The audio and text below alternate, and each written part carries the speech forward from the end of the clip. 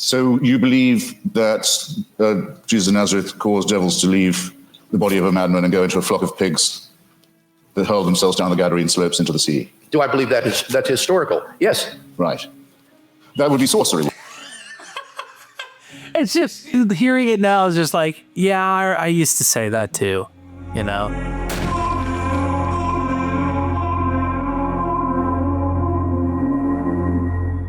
Okay, ladies and gentlemen, look, I was on Twitter, launched my short little Christopher Hitchens debunks Christianity clip, which was from a debate that he did with Dr. William Lane Craig. Now, I was a Christian. The last time I thoroughly watched this debate was when I was a Christian, and of course, I believed that William Lane Craig mopped the floor with this atheist, but I thought that of almost every Christian apologist that debated other skeptics, atheists, you name it.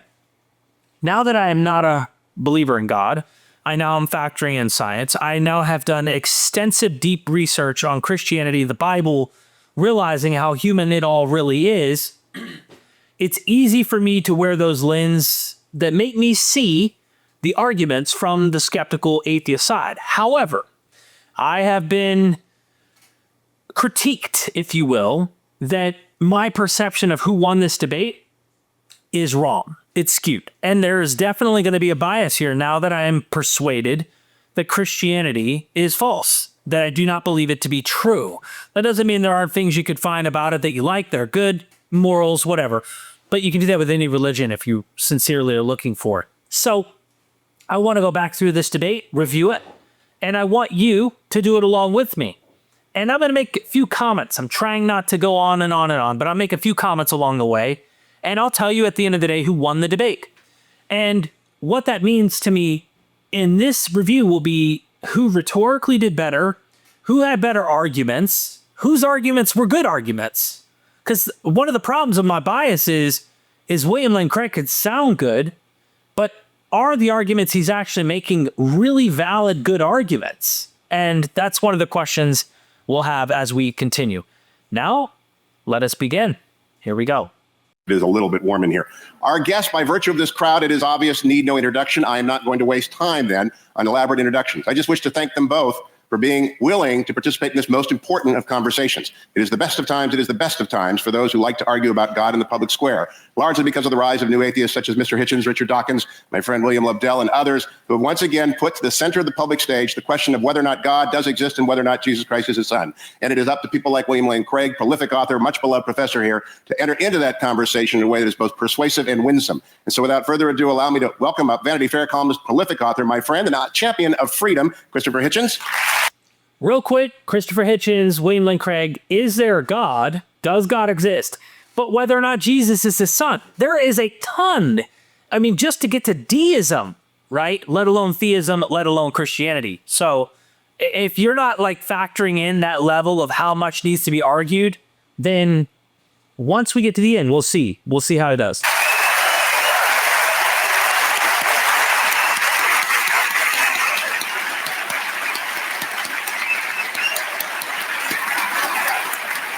And from this extraordinary lighthouse institution, another prolific author and apologist, a scholar extraordinaire, who, like Mr. Hitchens, has his PhD from a wonderful English university, Professor William Lane Craig. Please, Professor.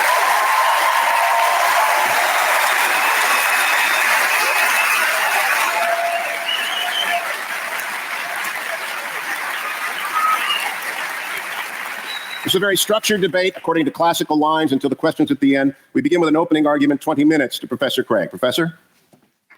Ooh.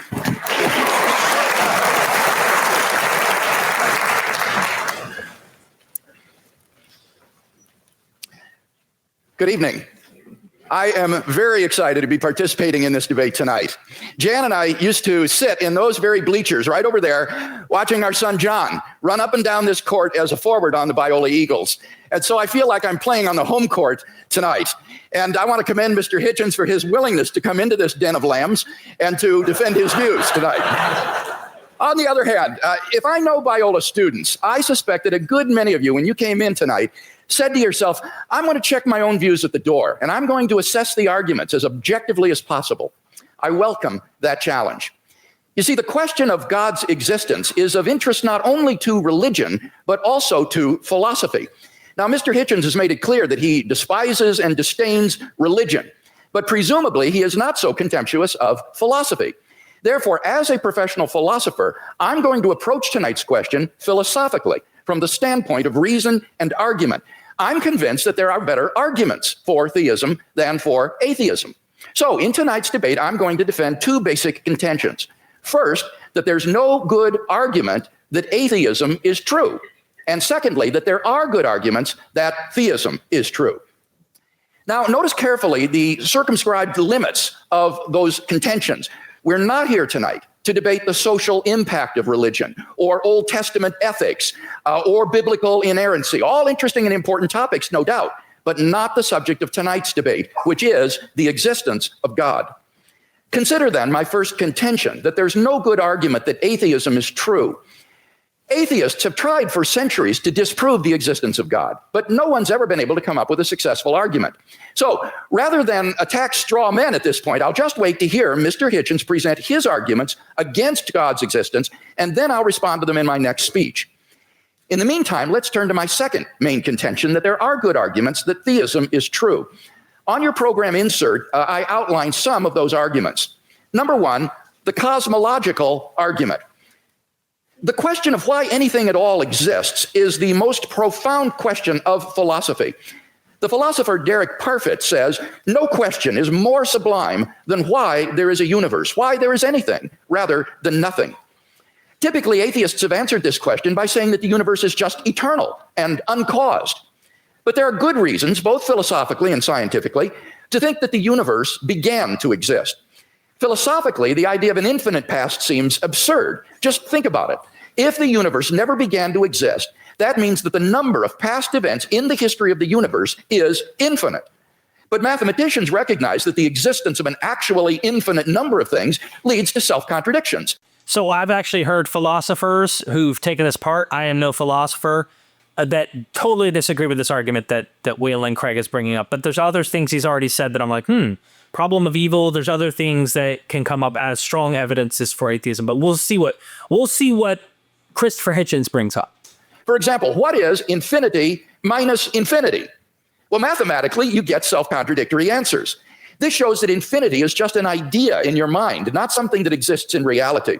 David Hilbert, perhaps the greatest mathematician of the 20th century, wrote, "The infinite is nowhere to be found in reality. It neither exists in nature nor provides a legitimate basis for rational thought. The role that remains for the infinite to play is solely that of an idea." So then God's just an idea. God's infinite. But that entails that since past events are not just ideas, but are real, the number of past events must be finite. Therefore, the series of past events can't go back forever. Rather, the universe must have begun to exist. This conclusion has been confirmed by remarkable discoveries in astronomy and astrophysics.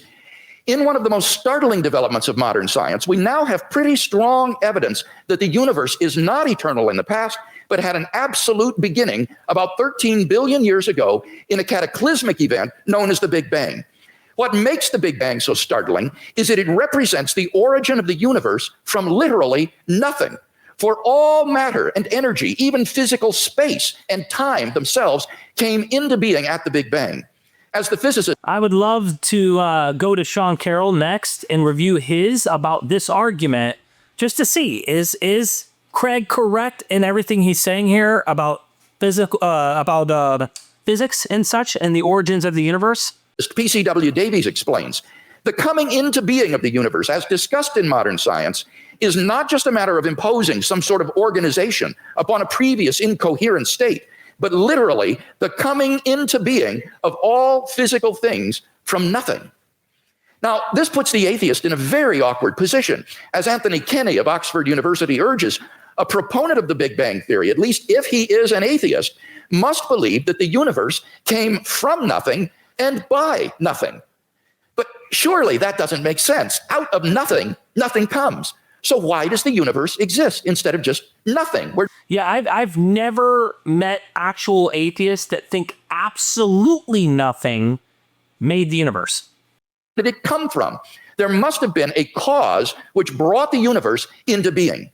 Now, as the cause of space and time, this being must be an uncaused, timeless, spaceless, immaterial being of unfathomable power.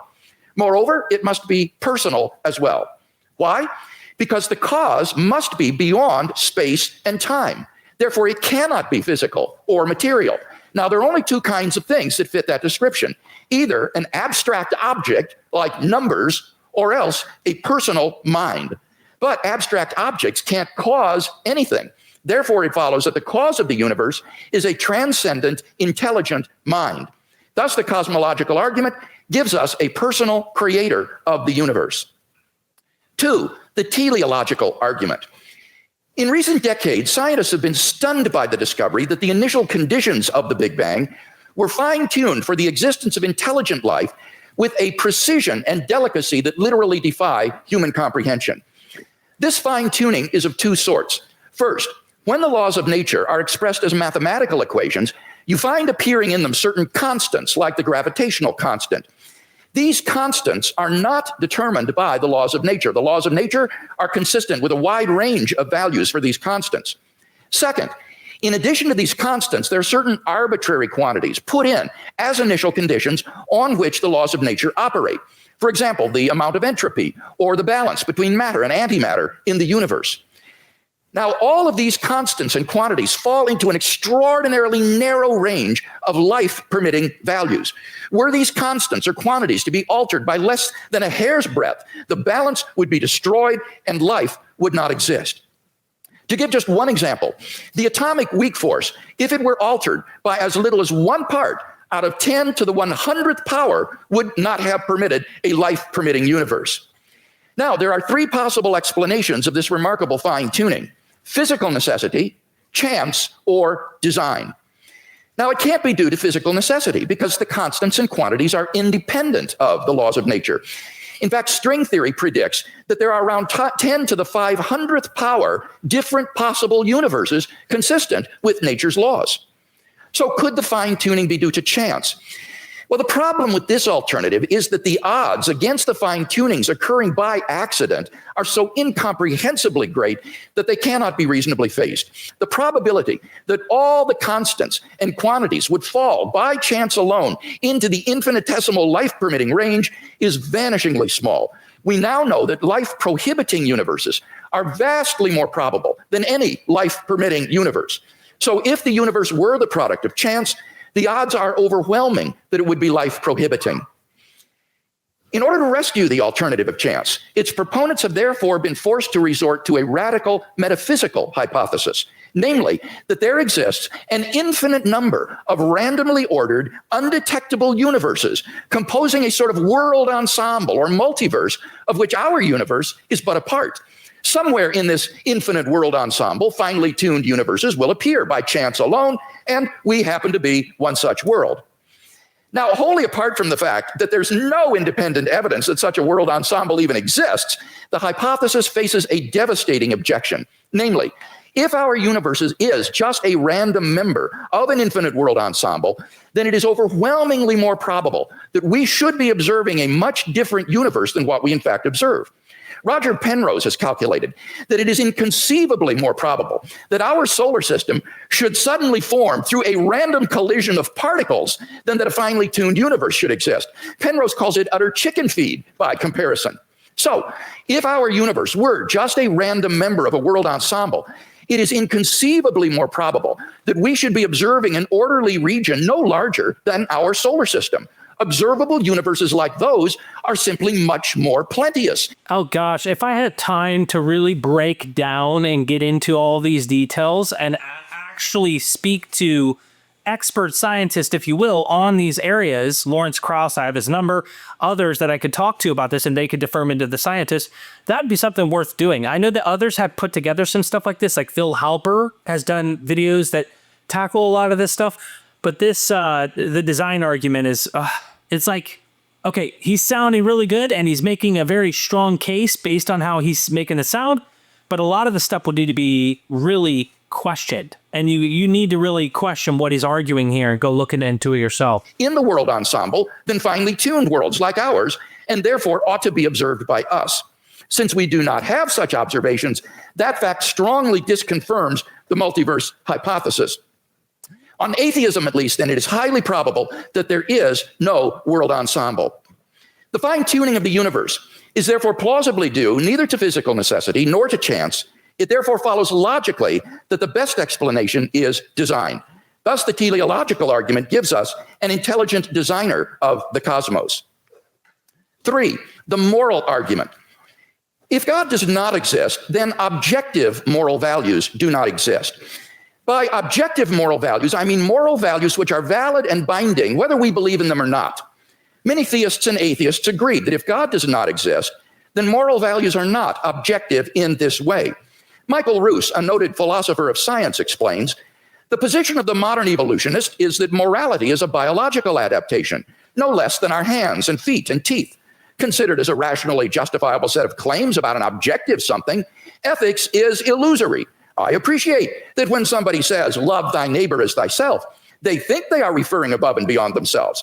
Nevertheless, such reference is truly without foundation. Morality is just an aid to survival and reproduction, and any deeper meaning is illusory. Like Professor Roos, I just don't see any reason to think that in the absence of God, the morality which has emerged among these imperfectly evolved primates we call Homo sapiens is objective. And here Mr. Hitchens seems to agree with me. He says moral values are just innate predispositions ingrained into us by evolution. Such predispositions, he says, are inevitable for any animal endowed with social instincts. On the atheistic view, then, an action like rape is not socially advantageous, and so in the course of human development has become taboo. But that does absolutely nothing to prove that rape is really morally wrong. On the atheistic view, there's nothing really wrong with raping someone. But the problem is that objective values do exist, and deep down we all know it.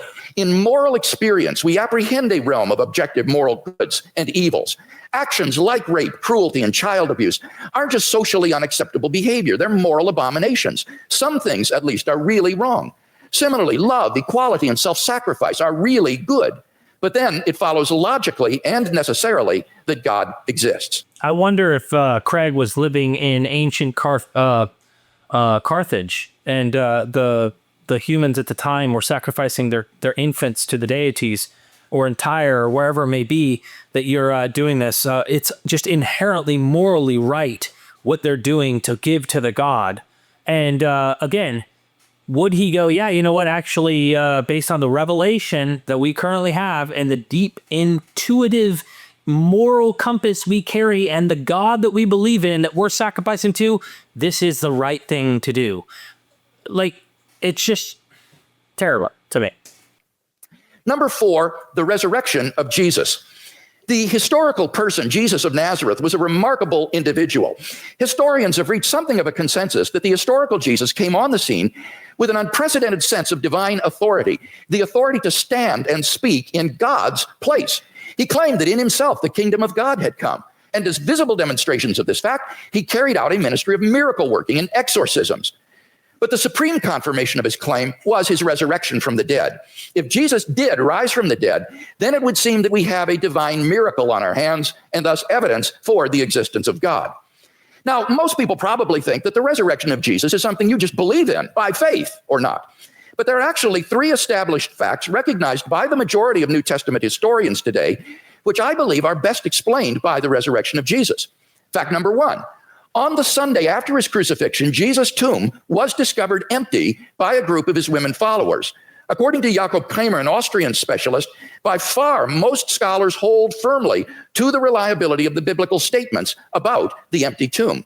Fact number 2, on separate occasions, different individuals. Just Richard C. Miller, Robin Faith Walsh, Dennis R. MacDonald, and other empty tomb fictions, to me makes a lot of sense. That this is what you do when you're building legend. Individuals and groups experienced appearances of Jesus alive after his death. Roman road experiences for those who are in the Roman imperial cult. They saw Caesar's. Romulus was seen after he had been taken. There are various accounts of legends that are fictive. According to the prominent New Testament critic Gerd Ludemann, it may be taken as historically certain that the disciples had experiences after Jesus' death in which Jesus appeared to them as the risen Christ. May or may not I mean, I don't look Garrett Ludeman. I'm not, for what I'm trying to say is there are different ways to approach this, right? You can approach this as their psychological, post-bereavement experiences, hallucination, different things. And of course, I know he'll rule out the hallucination model, but there's social contagion as well. So if one person had a hallucination, then they told legends and stories about that. If you don't believe that, I would say go read Lucian's The Passing of Peregrinus, where he talks about Proteus Peregrinus, who leapt into a fire and gave a fib about how he ascended to heaven in the form of a falcon going to Mount Olympus. And the next day, people claimed they witnessed it, but he made up the story. So within 24 hours, people who were dying on the hill of actually saying this happened. Within 24 hours, you could say that someone delusionally is saying this, and you just never know what their motive is because all we have is literature. Anyway, picking it apart. These appearances were witnessed not only by believers, but also by unbelievers, skeptics, and even enemies. Fact number 3. Paul's the only person you can actually, you made it sound plural, but Paul's the only guy who has a experience within the literature that we would try to say is a real guy writing a testimonies, if you will, writing his letters to churches and whatnot.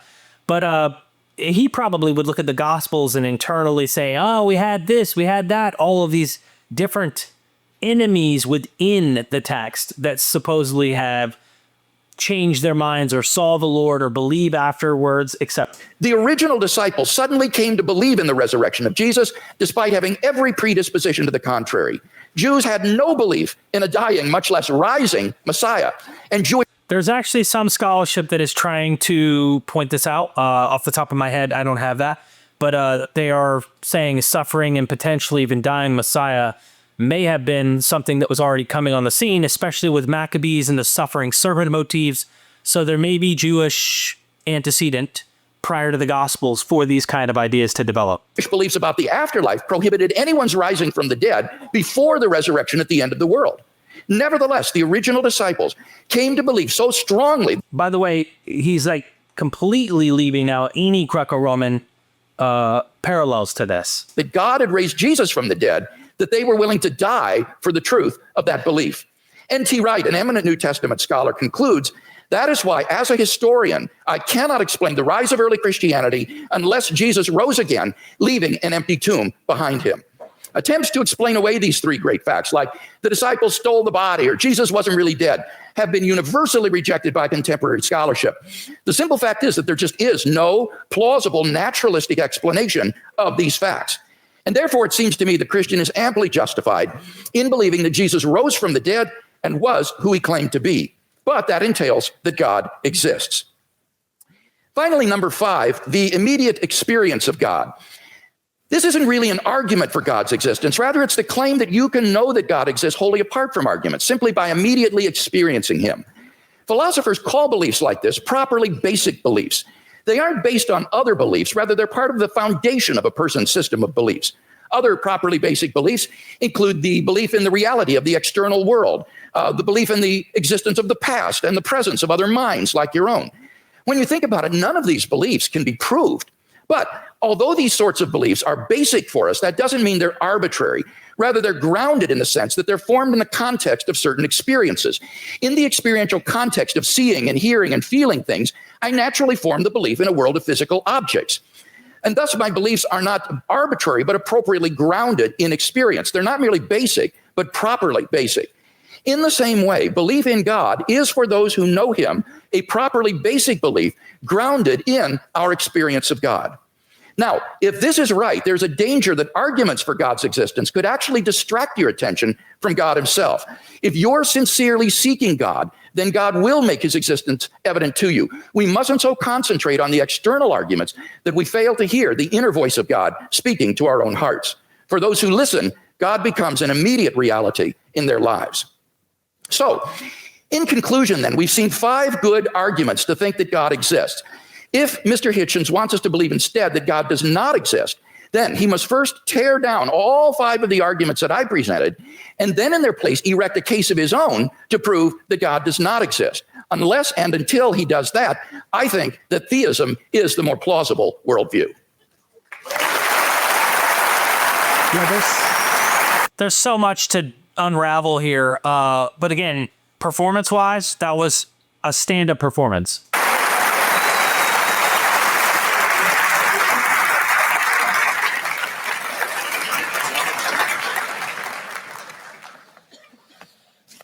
Well, am I audible? Am I audible to all? Yes. Well, ladies and gentlemen, brothers and sisters, comrades, friends, thanks for coming out, as Senator Larry Craig actually did say at his press conference.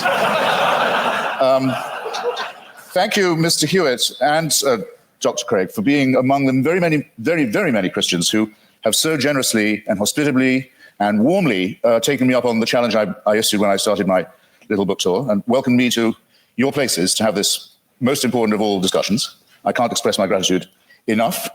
And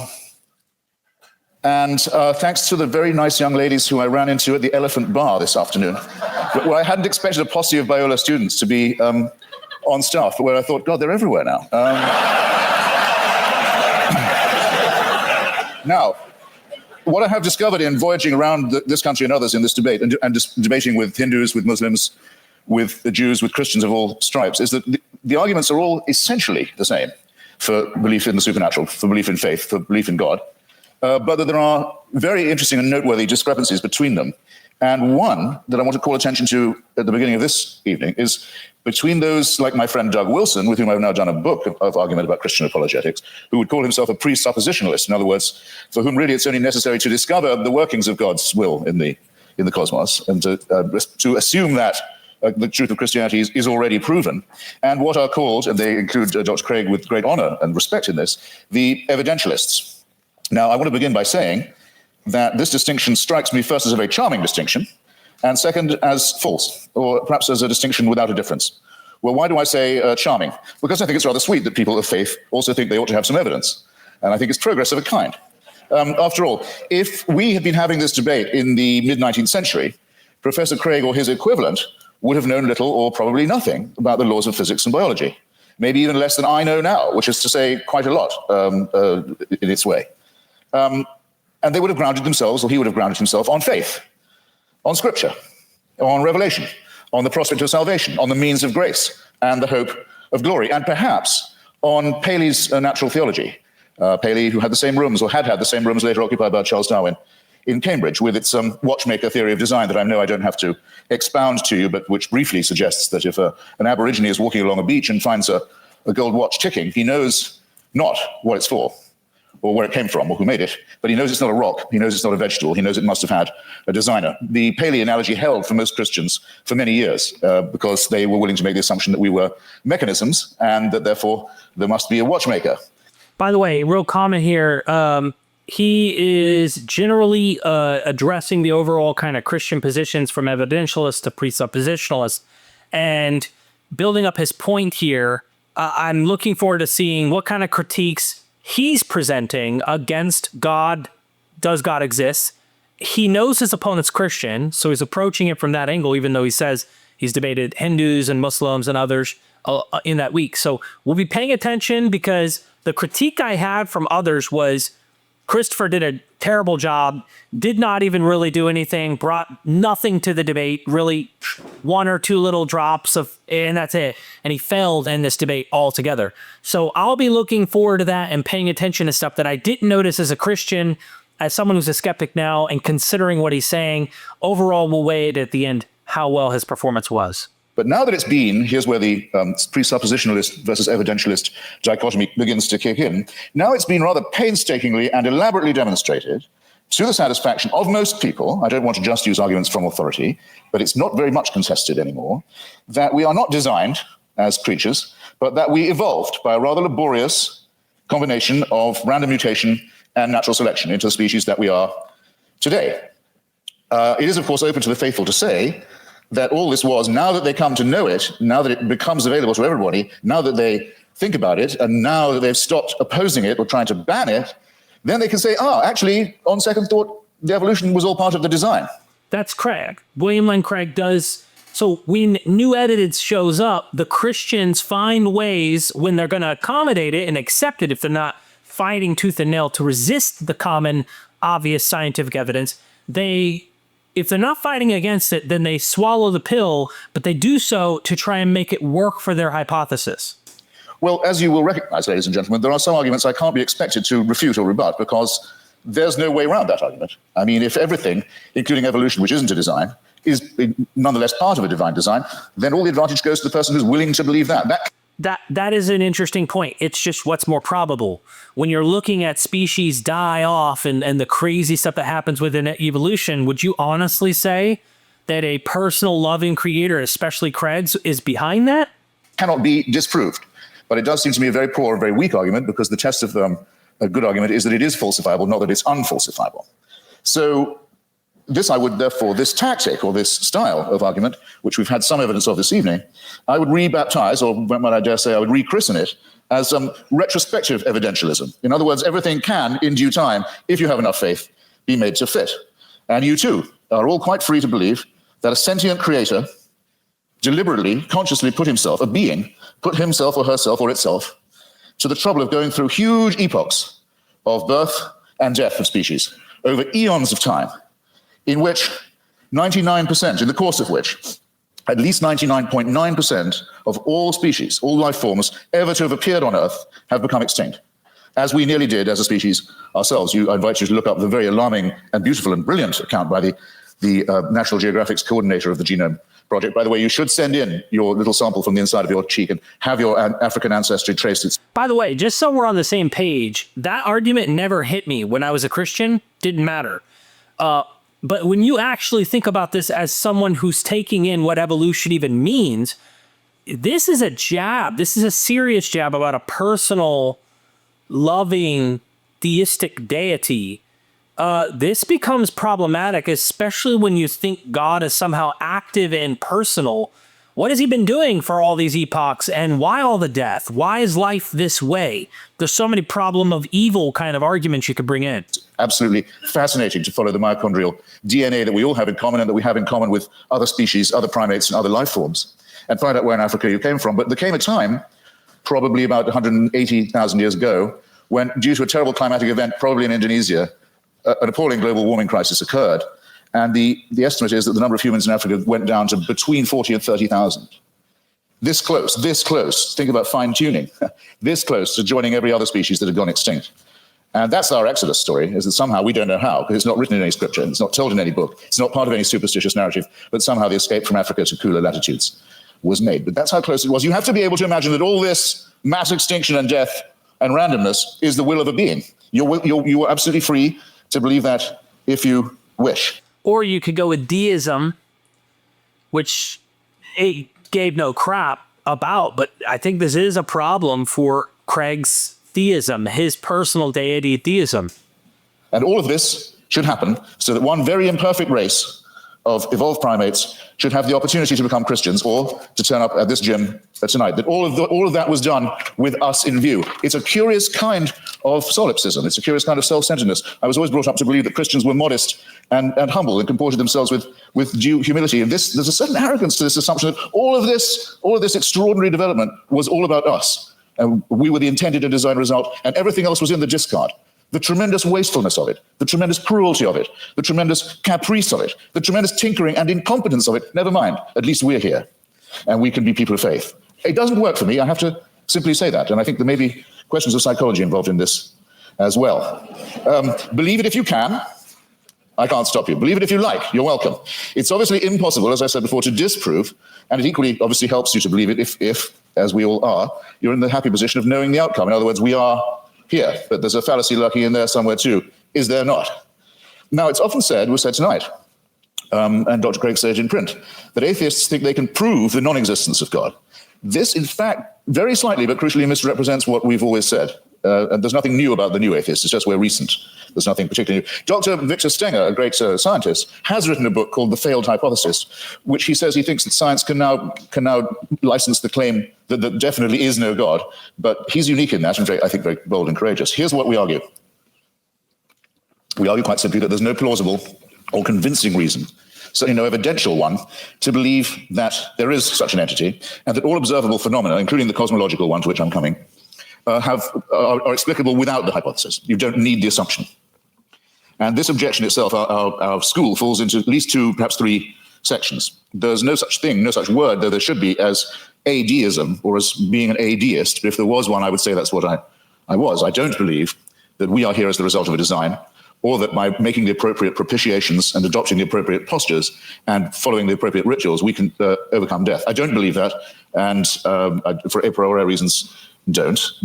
If there was such a force, which I cannot prove by definition that there was not, if there was an entity that was responsible for the beginning of the cosmos, and that also happened to be busily engineering the very laborious production of life on our little planet, it still wouldn't prove that this entity cared about us, answered prayers, cared what church we went to, or whether we went to one at all, cared who we had sex with, or in what position, or by what means, cared what we ate, or on what day, cared whether we lived or died. There's no reason at all why this entity isn't completely indifferent to us. You cannot get from deism to theism except by a series of extraordinarily generous to yourself assumptions. The deist has all his work still ahead of him to show that it leads to revelation, to redemption, to salvation, or to suspensions of the natural order, in which hitherto you've been putting all your faith, all your evidences on scientific and natural evidence, or why not, for a change of pace and a change of taste, say yes, but sometimes this same natural order, which is so miraculous in observation, no question about it, is so impressive in its favoring the conditions for life in some ways, but it's randomly suspended when miracles are required. So with caprice and contempt, these laws turn out not to be so important after all, as long as the truth of religion can be proved by their being rendered inoperative. This is having it both ways in the most promiscuous and exorbitant manner in my submission.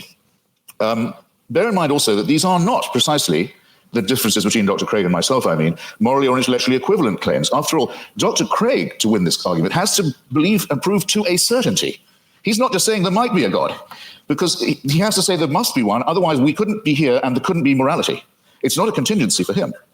I have to say that I appear as a skeptic who believes that doubt is the great engine, the great fuel of all inquiry, all discovery, and all innovation, and that I doubt these things. The disadvantage, it seems to me, in the argument goes to the person who says, no, I know it must be true, it is true. We're too early in the study of physics and biology, it seems to me, to be dealing in certainties of that kind, especially when the stakes are so high. It seems to me, to put it in a condensed form, extraordinary claims, such as the existence of a divine power with a son who cares enough to come and redeem us, extraordinary claims require truly extraordinary evidence. I don't think any of the evidence we heard from Dr. Craig, brilliantly marshaled as it was extraordinary enough to justify the extreme claims that are being made and backed by it. I don't know enough about the science end from theoretical physicists about the origins of the cosmos and the various hypotheses they have. I don't know enough about all of the sciences technically to be able to nail those things down. But when it comes to Bible and listening to Craig quote Gerd Ludemann or N.T. Wright or whatever, I'm just scratching my head going, there's so much even in scholarship right now that is cutting edge, that is breaking out of these old ideas and models that even Craig seems to be holding to. Hypocrisy, said La Rochefoucauld, is the compliment that vice pays to virtue. Retrospective evidentialism strikes me in something of the same sort of light. It's a concession made to the need for fact. Maybe we better have some evidence to go along with our faith. But look at what Dr. Craig says in his book. He says, I'll quote directly, he says, should a conflict arise between the witness of the Holy Spirit to the fundamental truth of the Christian faith and beliefs based on argument and evidence, then it is the former which must take precedence over the latter. He adds not vice versa, but a good editor, I think, would have told you, you don't have to put the vice versa in. It's clear enough as it is. I'll say it again. Should a conflict arise between the witness of the Holy Spirit to the fundamental truth of the Christian faith and beliefs based on argument and evidence, then it's the former which must take precedence over the latter. That's not evidentialism. That's just faith. It's a priori belief. Yeah, and again, he has what Craig's pointing out, Hitchens is pointing out, is the newest, latest, greatest that's going to come out on science. Don't worry. It fit all along with our beliefs, our God, it won't falsify our ancient book that has flat earth, frickin' dome cosmology of solid dome. It won't debunk these ideas. No. We'll just add them in. We'll find a way to make it work. And in fact, guess what? All along, it actually supported our belief in our Jesus. And that's one of the things I think that Christopher Hitchens is jabbing at. Combine that with the fact that even if contrary evidence does come up that can falsify it, remember that Holy Ghost experience? That's more important, and that's what you go with. It's rephrased in another edition. It says, therefore, the role of rational argumentation in knowing Christianity to be true is the role of a servant. A person knows Christianity is true because the Holy Spirit tells him it is true. And while argument and evidence can be used to support this conclusion, they cannot legitimately overrule it. Now, And then he goes on to say the Bible says all men are without excuse. Even those who are given no reason to believe, and many persuasive reasons to disbelieve, have no excuse, because the ultimate reason they do not believe is that they have deliberately rejected God's Holy Spirit. That would have to be me. But you see where this lands you, ladies and gentlemen, with the Christian apologetic. You're told you're a miserable sinner who is without excuse.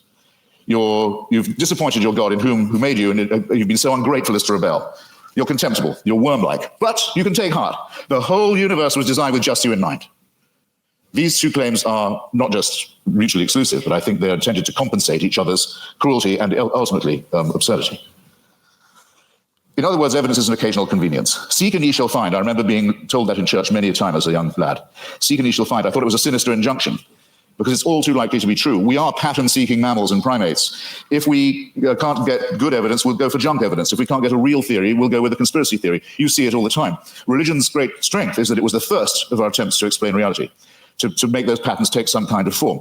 It deserves credit. It was our first attempt at astronomy, our first attempt at cosmology, in some ways our first attempt at medicine, our first attempt at literature, our first attempt at philosophy. Good. While there was nothing else, it had many functional uses of that kind. Never mind that they didn't know that germs cause disease. Maybe evil spirits cause disease. Maybe disease is a punishment. Never mind that they believed in astrology rather than astronomy. Even Thomas Aquinas believed in astrology. Never mind that they believed in devils. Never mind that things like volcanic eruptions, earthquakes, tidal waves were thought of as punishments, not as natural occurrences on the cooling crust of a planet.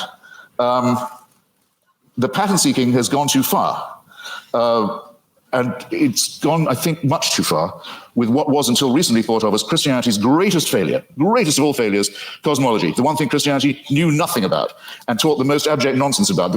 For most of its lifetime, Christianity taught that the earth itself was the center of the universe, and we had been given exclusive dominion as a species over it. It could not have been more wrong.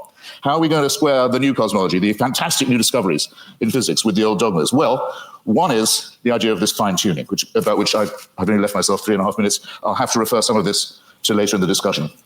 If there's anything he failed at here so far, is that he didn't give himself enough time to cover issues of cosmology, origins of the cosmos, all of this stuff, fine-tuning probably. This is essentially another form of pattern seeking on the basis of extremely limited evidence. Most physicists are very uncertain, as they have every right to be. In fact, I would say, for physicists, as they have the duty to be at the moment, extremely uncertain about the spatio-temporal dimensions of the original episode, the Big Bang, as it's sometimes called. We're in the very, very early stages of this inquiry. We hardly know what we don't know. I will give this has to be weight tallied on to Chris Cover's point, because I talked to theoretical physicists, and one of the major issues is the confidence and certainty that was delivered, the bullshittery, if you will, of such certainty that came from Craig's side on that. And I was so persuaded when I heard this the first time. So I like the humble in the, I'm not sure yet, we're still on the frontier trying to wrap our heads around this by the best experts in the world on the job. About the origins of the universe. We're viewing it from an unimaginable distance, not just an unimaginable distance in space. We're perched on a tiny rock in an extremely small suburb of a fairly minor galaxy, trying to look to discern our origins, but also at an unbelievable distance in time. And we claim the right to say, we can see the finger of God in this process. It's an extraordinarily arrogant assumption. It either deserves a Nobel Prize in physics, which it hasn't yet got, I notice. I don't know any physicist who believes these assumptions are necessary, or it deserves a charge of hubris. Let me make 3 tiny, quick objections to it as it stands, and I'm no more a physicist than most of you are. I'll make these lay objections. 1, was there pre-existing material for this extra spatio-temporal being to work with? Or did he just will it into existence, the ex nihilo? Who designed the designer? Don't you run the risk with the presumption of a God and a designer and an originator of asking, well, where does that come from? Where does that come from? And locking yourself into an infinite regress. Why are there so many shooting stars, collapsed suns, failed galaxies? We can see with the aid of a telescope. Sometimes we can see with the naked eye. The utter failure, the total destruction of gigantic, unimaginable sweeps of outer space. Is this fine-tuning, or is it extremely random, capricious, cruel, mysterious, and incompetent? And have you thought of the nothingness that's coming? We know we have something now, and we speculate about what it might have come from, and there's a real question about ex nihilo, but nihilo is coming to us. In the night sky, you can already see the Andromeda Galaxy. It's heading straight for ours on a collision course. Is that part of a design? Was it fine-tuned to do that? We know that from the red light shift of the Hubble telescope, or rather Edwin Hubble's original discovery, the universe is expanding away from itself at a tremendous rate. It was thought that rate would go down for Newtonian reasons. No, it's recently been proved by Professor Lawrence Krauss, the rate of expansion is increasing. Everything's exploding away even faster. Nothingness is certainly coming. Who designed that? And that's all if before these things happen, we don't have the destruction of our own little solar system, in which already there's only one planet where anything like life can possibly be supported. All the other planets are too hot or too cold to support any life at all, and the sun is due to swell up, burn us to a crisp, boil our oceans, and die, as we've seen all the other suns do in the night sky. This is not fine-tuning, ladies and gentlemen. And if it's the work of a designer, then there's an indictment to which that designer may have to be subjected. I'm out of time. I'm very grateful for your kindness and hospitality. Thank you. Life itself, the gradual, cruel process of life on Earth and how that came to be with 99% of species going extinct. Looking at life eventually will be gone and all things will collapse to nothingness at some point with the expansion of the universe to getting to this nothing apocalypse. You see the chaos of the universe itself with other galaxies and stuff. Everything he's listed here are not being 100% sure about how the origin of the cosmos has come to be. Our shortcomings on many things. How did life begin? All of these things. But when you take into the fact that they can just new scientific research, add it to the thing that we've been saying wrongly all along. Now we say it rightly now. There's a lot there that I think he could have gotten in the weeds about, right? But you can see the gist of his argument. Now let's see what happens.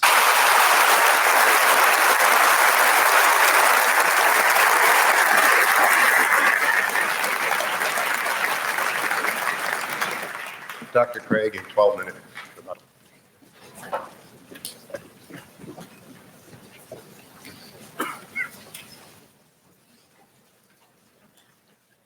You'll remember that in my opening speech, I said I would defend two basic contentions in tonight's debate. First, that there's no good argument that atheism is true. Now, far from being a point of contention tonight, as far as I understood Mr. Hitchens' last speech, he would agree with that first statement, that there is no good argument that atheism is true. He says, I simply don't have any positive reason to believe in God, but he doesn't really give an argument against God's existence. Indeed, he seems to suggest that's impossible. But notice that doesn't prove atheism. That just leaves you with agnosticism, namely, you don't know if there's a God or not. So at best, you're left merely with agnosticism. We don't see any good reason to think that atheism is true. Now, he did make some remarks about the theory of evolution, which at least insinuated that this was somehow incompatible with theism. And I have 2 points to make about this. First, I think that the theory of biological evolution is simply irrelevant to the truth of Christian theism. Genesis 1 admits all manner of different interpretations, and one is by no means committed to six-day creationism. Howard Van Til, who is a professor at Calvin College, writes, is the concept of special creation required of all persons who trust in the creator God of Scripture? Most Christians in my acquaintance who are engaged with either scientific or biblical scholarship have concluded that the special creationist picture of the world's formation is not a necessary component of Christian belief. Nor is this a retreat caused by modern science. St. Augustine in the AD 300s in his commentary on Genesis pointed out that the days don't need to be taken literally, nor need the Yeah, but neither did Athanasius had an allegorizing of ancient text as well. So creation be a few thousand years ago. Indeed, he suggested that God made the world with certain special potencies that would gradually unfold over time and develop. This interpretation came 1,500 years before Darwin, so that it is not a forced retreat in the face of modern science. So any doubts that I would have about the theory of biological evolution would be not biblical, but rather scientific. Namely, what it imagines is fantastically improbable. Barrow and Tipler, two physicists, in their book, The Anthropic Cosmological Principle, list 10 steps in the course of human evolution, each of which is so improbable that before it would occur, the sun would have ceased to be a main sequence star and incinerated the Earth. And they calculate the probability of the evolution of the human genome to be somewhere between 4 to the negative 180th power to the 110,000th power, and 4 to the negative 360th power to the 110,000th power. So if evolution did occur on this planet, it was literally a miracle and therefore evidence for the existence of God. So I don't think this is an argument for atheism. Quite the contrary. It really provides good grounds for thinking that God superintended the process of biological development. So the Christian can be open to the evidence to follow it where it leads. By contrast, as Alvin Plantinga has said, for the naturalist, evolution is the only game in town. No matter how fantastic the odds, no matter how improbable, it's got to be true, because there is no intelligent creator and designer. So in one sense, you've got to feel a little sorry for the atheist. He can't really follow the evidence where it leads. His presuppositions determine the outcome. By contrast, if there is a fine-tuner and creator of the universe, then already in the initial conditions of the Big Bang, you have an elaborately designed universe that permits the evolution and existence of intelligent life. And I think evolution simply layers on more improbability. Now, Mr. Hitchens says, but why did God wait so long, all that waste during this time? Well, that sort of concern with efficiency is only of importance to someone with either limited time or limited resources, or both. But in the case of God, he has both unlimited resources and unlimited time, and therefore it's simply not important to do this in a quick way. Well, now, Mr. Hitchens says, but why did God wait so long before he sent Christ? Human beings have existed for thousands of years on this planet before Christ's coming. Well, what's really crucial here is not the time involved, rather it's the population of the world.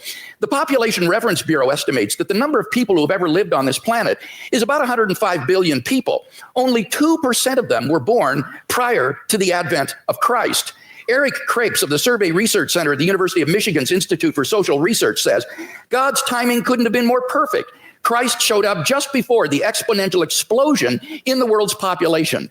The Bible says in the fullness of time, God sent forth his son. And when Christ came, the nation of Israel had been prepared. The Roman peace dominated the Mediterranean world. It was an age of literacy and learning. The stage was set for the advent of God's son into the world. And I think in God's providential plan for human history, we see the wisdom of God in orchestrating the development of human life and then in bringing Christ into the world in the fullness of time. So I don't see that there are any good grounds here for thinking that this provides reason for atheism. Now, what about my arguments for theism? Mr. Hitchens had some general remarks here. He says it's difficult to get from deism to theism. Now, I want to point out that's a false use of these terms. This is simply confused. Deism is a type of theism. Theism is the broad worldview that God exists. Deism is a specific kind of theism that says God has not revealed himself directly in the world. Now, my arguments are a cumulative case for Christian theism. They add up to the belief in the God that has been revealed by Jesus of Nazareth. Now, Mr. Hitchens says, but you must prove this with certainty. Not at all. I am not claiming these arguments demonstrate Christian theism with certainty. I'm saying that this is the best explanation of the data when you compare it with other competing hypotheses. I think it's more probable than not. He quotes me as to saying the Holy Spirit's witness is the basis for knowing Christianity to be true, and I affirm that. I think the fundamental way in which we know Christianity is true is through the objective inner witness of God's Holy Spirit, what I called the immediate knowledge of God himself in my fifth point. On the basis of that, we have a properly basic belief in the existence of God and the truth of Christianity. But when it comes to showing someone else that what we know through the witness of the Holy Spirit is true, here we appeal to argument and evidence as I've done tonight. And the arguments and evidence that I've appealed to are largely deductive arguments. This isn't retrospective evidentialism. These are deductive arguments. If the premises are true, then you cannot deny the conclusion on pain of irrationality because the conclusions follow with logical necessity from the premises. So the only way to deny the conclusion is you've got to show me which of the premises are false. That's why you've got that program insert with the premises in your program for these arguments. Mr. Hitchens needs to identify which premises of the argument he rejects as false if he's to reject the conclusions. Now, with respect to my cosmological argument, notice that he didn't dispute whatever begins to exist has a cause, nor did he dispute the philosophical and scientific arguments for the beginning of the universe. All he asked was the question, was there pre-existent material? The answer is no, there was not. As Barrow and Tipler point out, at this singularity, space and time came into existence. Literally nothing existed before the singularity. So if the universe originated at such a singularity, we would truly have a creation ex nihilo, that is out of nothing. And this isn't talking religion, folks. This is talking contemporary cosmology. So the first argument, it seems to me, is unrefuted. What about the fine-tuning argument? Here he said, well, scientists are terribly uncertain about the fine-tuning argument. Well, I think that's simply not the case. Sir Martin Rees, the Royal Astronomer Royal of Great Britain, has said, The laws governing our universe appear to be finely tuned for our existence. Everywhere you look, there are yet more examples. Wherever physicists look, they see examples of fine-tuning. Ernan McMullen, philosopher of science, says it seems safe to say that later theory, no matter how different it may be, will turn up approximately the same numbers. And the numerous constraints that have to be imposed on these numbers seem both too specific and too numerous to evaporate entirely. So that it's very unlikely that this fine-tuning is going to vanish or be explained away. Now, Mr. Hitchens responds, but we're headed toward nothingness. We're ultimately going to be doomed, and therefore the universe is not designed. Well, now, this is not a very powerful objection. The temporal duration of something is irrelevant to whether it's been designed. The products of human intelligence and engineering, like computers and automobiles, will eventually decay and cease to exist, but that doesn't mean they weren't designed. I think the real objection he's getting at here is, why would God create mankind only to have it go extinct?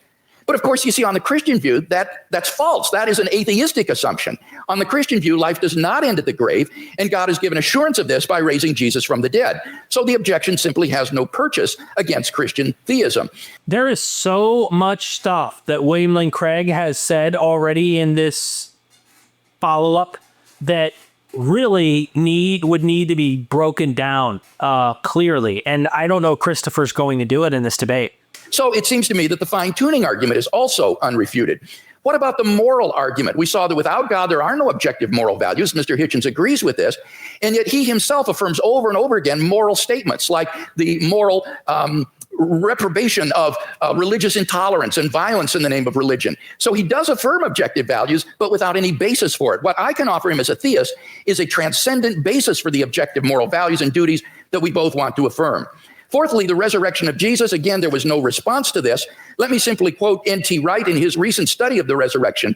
He says that the empty tomb and the appearances of Jesus have a historical probability so high as to be virtually certain, like the death of Augustus in AD 14 or the fall of Jerusalem in AD 70. That is absolute horse shit. So we are on very solid ground in affirming these three facts that I mentioned in my opening speech, and I can't think of any better explanation than the ones that the eyewitness gave, namely that God raised Jesus from the dead. Finally, the immediate experience of God. Unless Mr. Hitchens can show that I'm psychologically deranged or delusional, it seems to me I'm perfectly rational on the basis of my immediate experience of God to believe that God exists and that therefore this for me is a properly basic belief. So I think all of these arguments stand intact despite his refutation. We've seen no argument for atheism. So clearly the weight of the evidence falls on the side of the scale for Christian theism tonight. That was well done, even though I'm just like, you really have to deal with it. And if Christopher doesn't deal with it in this debate, then it won't look good.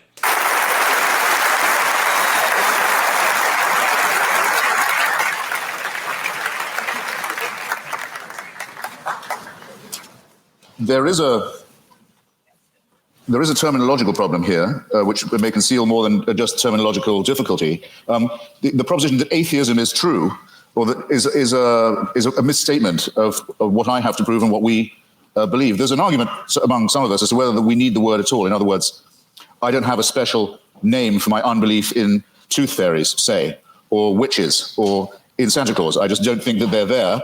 I don't have to prove a tooth fairyism. I don't have to prove a Santa Clausism. I don't have to prove a witchism. It's just, I have to say, I think that those who do believe these things have never been able to make a plausible or intelligible case for doing so. That's not agnosticism, because it seems to me that if you don't think there is any evidence, you're wrong to take refuge in saying you're neutral. You ought to have the courage to answer the question, which one is regularly asked, are you an atheist or not? Yes, I will say, I am. You can't tell anything else about me. You can't tell anything else about what I think, about what I believe, about what my politics are, or my other convictions. It's just that I don't believe in the existence of a supernatural dimension, and I've never been shown any evidence that any process observable to us cannot be explained by more satisfactory and more convincing means. The great physicist Laplace, when showing his working model of the solar system to the Emperor Napoleon, was asked, well, your model seems to have no room for a God in it, for deity. And he said, well, Your Majesty, it still all operates without that assumption. Now, here's what you would have to believe if you thought that this was all designed. Dr. Craig gave a slight parody of what I think about this.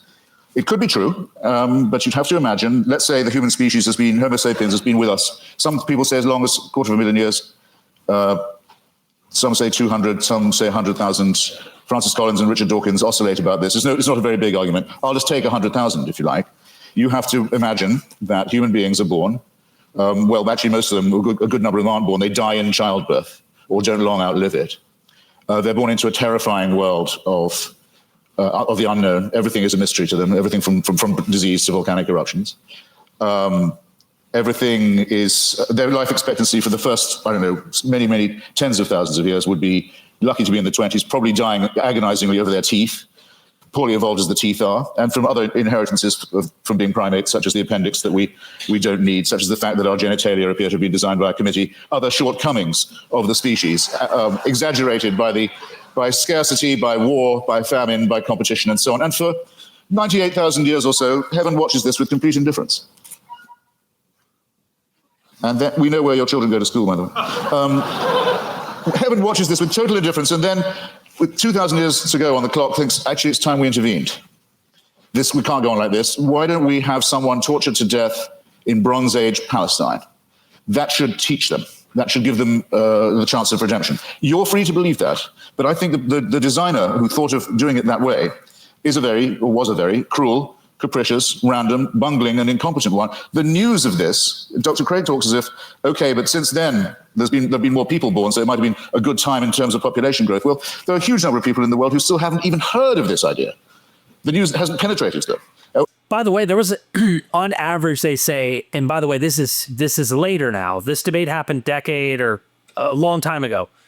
They say there was like anywhere from 1 to 10 million humans, because population growth was very, very little prior to agricultural stuff, things like that. So 1 to 10 million humans never had a chance of knowing Jesus. So up to 10 million rough estimates of people who died before Christ. So who cares about, them getting it? We'll just wait till this specific time when there's only like anywhere from 230 to 330 million people on Earth. Or where it's been brought to them by people who Dr. Craig doesn't think of as Christians, such as Mormons, for example. And it's taught to them in many discrepant and competitive and indeed incompatible and violently irreconcilable ways. And there's been a lot of argument in the church and the churches all this time about, well, okay, what is the answer to that? What about all the people who never could have heard the good news, or who never will hear it, or still haven't been reached by it, and who've died not knowing about it? What happens to them? How can they be saved? Well, the argument is that it's all somehow made retrospective. And as with so many of these arguments, I just comment on these, well, how convenient. Because if you're willing to make assumptions of this kind, then really evidence is only ancillary.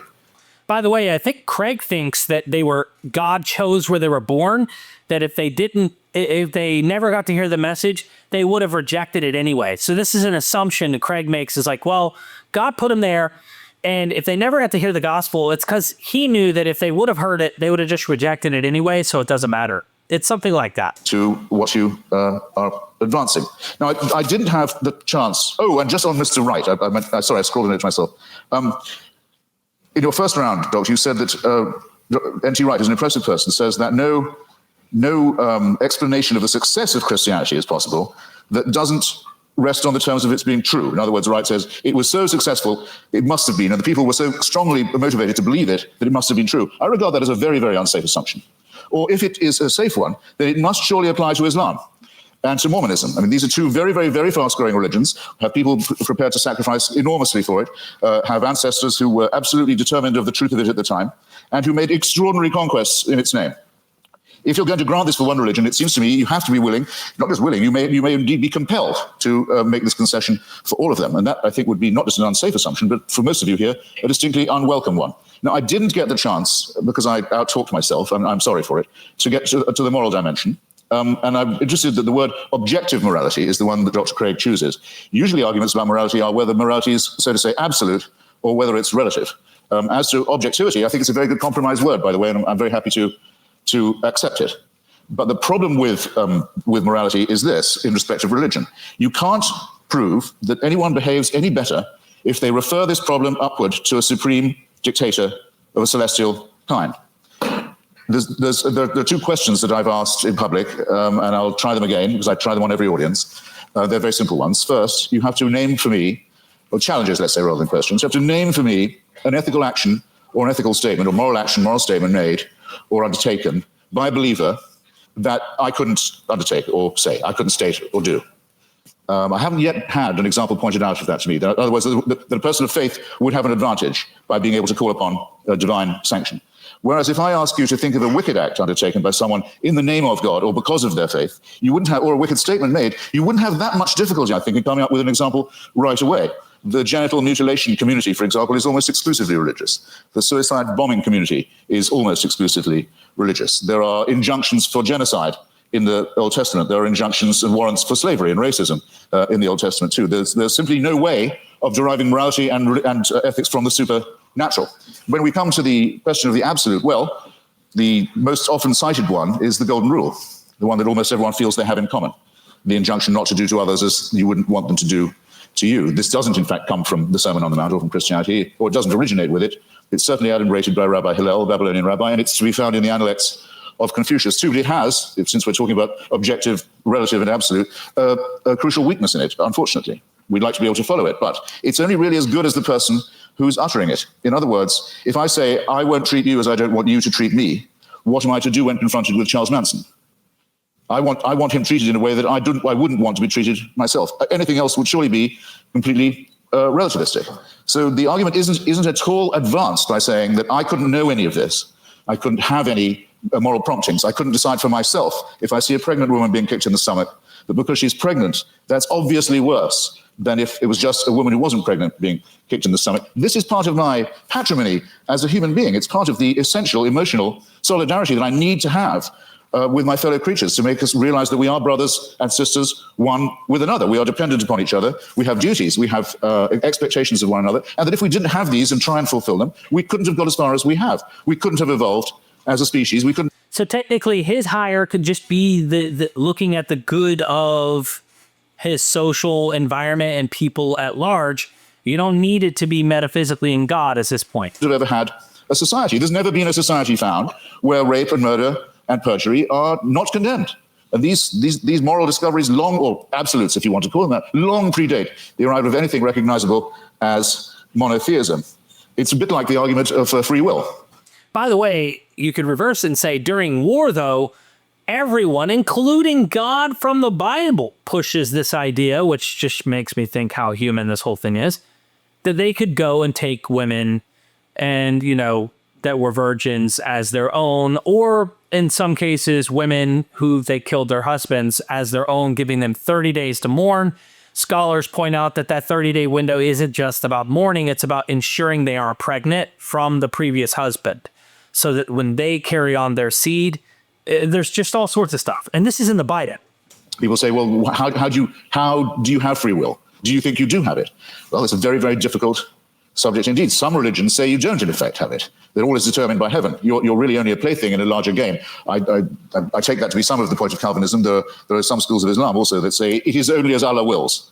There's no will of yours really involved, as long as you're willing to make the prostration and the obedience. So the connection between religion and free will isn't as simple, as easy as some people like to think it is. But I would say, yes, I think we have free will. When asked why I think so, I would have to take refuge in philosophical irony and say, because I don't think we have any choice but to have free will. But at least I know at this point that I'm being ironic, and that some of the irony is at my own expense, and it's a risk I have to be willing to run. But the Christian answer is, of course you have free will. The boss insists upon it. This somewhat degrades the freedom and redefines the idea of will. And it seems to me also that there's something degrading in the idea of saying that morality is derived in the same way, that it comes from on high, that we ourselves are not good enough, that we don't have the dignity, we don't have the self-respect, we don't have the character to know a right action or a right statement when we see it or when we want to perform it. It's this servile element in religion. It's not strictly speaking the subject of our debate this evening, I know, but I'm damned if I completely forgo it. It's the idea that buried in the religious impulse is actually the wish to be unfree, is the wish for an immovable, unchangeable, celestial authority, a kind of heaven. I think people wished that Christopher would have actually just addressed the arguments that were brought up by William Lane Craig.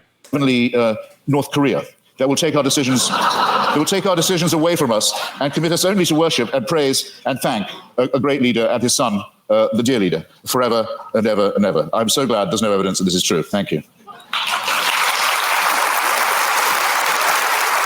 And maybe he just doubled down and stuck to his own narrative because he's like, look, I don't have to prove, but it would have been helpful to address all of these points, or at least come better prepared for the arguments of cosmology, all of that kind of stuff.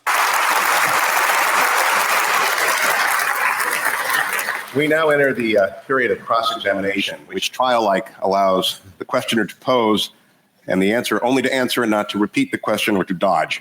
6 minutes of questions begin to Dr. Craig, followed by 6 minutes of questions to Mr. Hitchens. Dr. Craig, your questions for Mr. Hitchens. All right, let's talk first about whether there are any good arguments to think that atheism is true. Now, it seems to me that you're rather ambivalent here, that you say, you redefine atheism to mean a sort of atheism or non-theism. That's what it means. But how do you distinguish then the different varieties of non-theism? For example, what is normally called atheism, agnosticism, or the view of verificationists that the statement God exists is simply meaningless? Well, I mean, there are different schools of atheism, as you say, but there's no claim I know how to make that says atheism is true, because atheism is the statement that a certain proposition isn't true. So I wish you'd get this bit right, because it's there you go again. Well, I just devoted a little time to this. I said it is not in itself a belief or a system. It simply says you can get by better, probably, we think, without the assumption that no one who wants you to worship a God has ever been able to come up with a good enough reason to make you do it. Now, so the point is, though, that on your definition of atheism or non-theism, it really embodies a diversity of views, such as agnosticism, what is normally called atheism, or this verificationism. Now, which of those do you hold to within this umbrella of atheism? Are you an atheist who asserts the proposition God does not exist, or do you simply withhold belief in God in the way the agnostic does? Right. On some days, I'm not going to do you that much of a favor. On some days, I'm a great admirer of Thomas Huxley, who had the great debate with Bishop Wilberforce in Oxford at the Natural History Museum about Darwinism in the mid-19th century, who was known as Darwin's bulldog. We would now say Darwin's pit bull, and who completely trounced the good bishop. But I can't thank him for inventing the term agnostic. And I can't thank him for some of his social Darwinist positions either, which are rather. I need an answer to this. My time is fleeting. Because I think agnosticism is evasive. To me, yes, if you talk about the power of the Holy Spirit and so forth, to me, that is meaningless. It's to me, I'm sorry, I've tried. It's white noise. It's like saying there is only one God and Allah is his messenger. It's gibberish to me. There are many of us, I'm sorry, there are just many of us of whom this is the case. It may be true, it is true. Okay, Mr. Hitchens, I got to press you here. Because time is fleeting. Feel free. What is your view exactly? Press away. Do you affirm God does not exist, or do you simply withhold belief? Once I have said that I've never seen any persuasive evidence for the existence of something, and I've made real attempts to study the evidence presented and the arguments presented, that I will go as far as to say, have the nerve to say, that it does not therefore exist, except in the minds of its, except in the Henry Jamesian subjective sense that you say of it being so real to some people in their own minds. All right, yeah, that it counts as a force in the world. Yes. Okay, so you do affirm then that God does not exist. Now, what I want to know, and do you have any justification for that? I think I've come unwired in some horrible way. You're fine. Are you sure? Do you have any arguments leading to the conclusion that God does not exist? Well, I would rather. I think I'm wondering if I'm boring anybody now. I would rather say. I'd rather state it in reverse and say I find all the arguments in favor to be fallacious or unconvincing. And I'd have to add that though this isn't my reason for not believing in it, that I would be very depressed if it was true. But that's a quite different thing. I don't say of atheism that it's at all morally superior. That would be very risky. I wouldn't admit that it was at all morally inferior either. But we can at least be acquitted on the charge of wishful thinking. I wonder if that's the case. Would you agree that the absence of evidence is not evidence of absence? Well, I'm not sure that I would agree. Okay.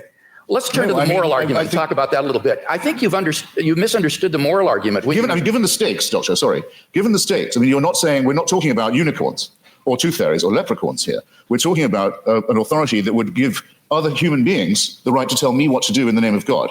So for a claim like that, if there's no evidence for it, it seems to me not a small question.